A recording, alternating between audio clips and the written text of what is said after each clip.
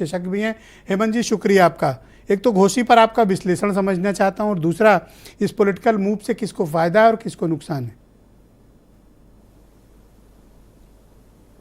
देखिए, घोषी में एक लाइन में चीज़ों को समझ लीजिए।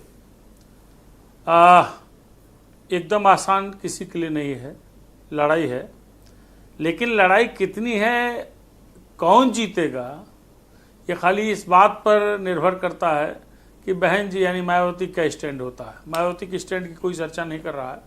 मायावती कैंडिडेट को करीब 56,000 के आसपास वोट मिले थे पिछले असेंबली इलेक्शन में, और मायावती यानी बसपा के टिकट पर वहाँ से जो मेघालय के राज्यपाल हैं, भाजपा के बड़े नेता रहे हैं, बाद में फागू चौहान विधायक रह चुके हैं, तो बीएसपी को आप एकदम इग्नोर नहीं कर सकते।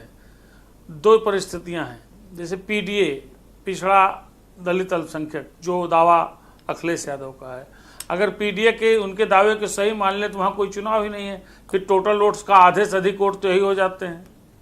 जहाँ 85,000 के आसपास मुसलमान हों, 70,000 के आसपास दलित हों और इतने पिछड़े हों, तो वहाँ कोई दूसरा तो बचता ही नहीं। तो आपने एक शब्द कहा था कि लिटमस टेस्ट होगा, ये भी जांच लिया जाएगा कि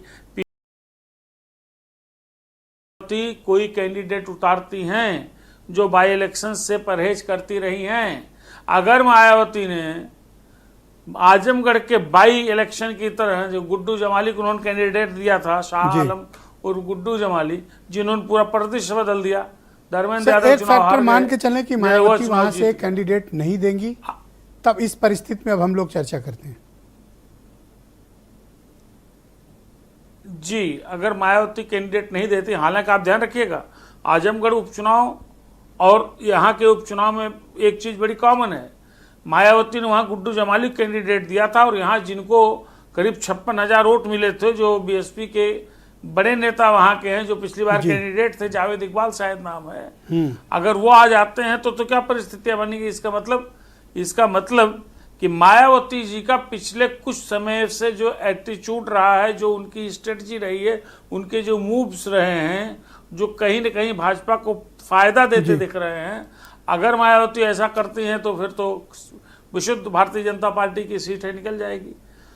ये सही बात है कि वहाँ के फागू चौहान के बाद बड़े नेता दारा सिंह चौहान हैं, और दारा सिंह चौहान इसलिए नहीं भाजपा में आए हैं कि उनको एक सीट बढ़ानी घटानी है या उनको मंत्री बनाना है। दारा सिंह चौहान या ओम प्रकाश राजभर को भारतीय जनता पार्टी में लाने के पीछे 2024 का इलेक्शन है। इन दोनों लोगों के आने से कम 7 सीट ऐसी है। ये 2014 वाला फार्मूला दारा सिंह चौहान 2 सीट को प्रभावित, 14 और 17 वाला।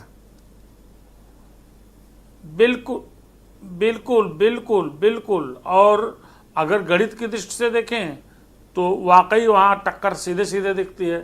सुधाकर सिंह का परफॉर्मेंस बेहतर रहा है जी। फागू चौहान से जब सीट खाली हुई 2019 में और विजय राजभर को कैंडिडेट उन्होंने बनाया, तो मुझे लगता है कि मुश्किल तमाम 1800 वोट से चुनाव जीत पाए थे। तो सुधाकर सिंह का, लेकिन तो दारा सिंह चौहान के लिए ये सीट केकवॉक है या फिर ये सीट अभी फंसी हुई है? हेमंत जी, मेरा अभी भी मानना है कि लड़ाई वहां कठिन है।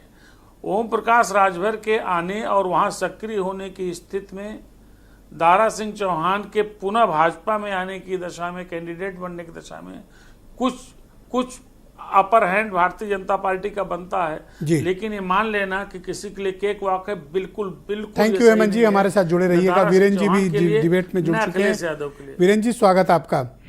आज 3 बड़ी खबरें हैं जिसमें घोषी को लेकर बड़ी चर्चा है और वहाँ का जो घमासान है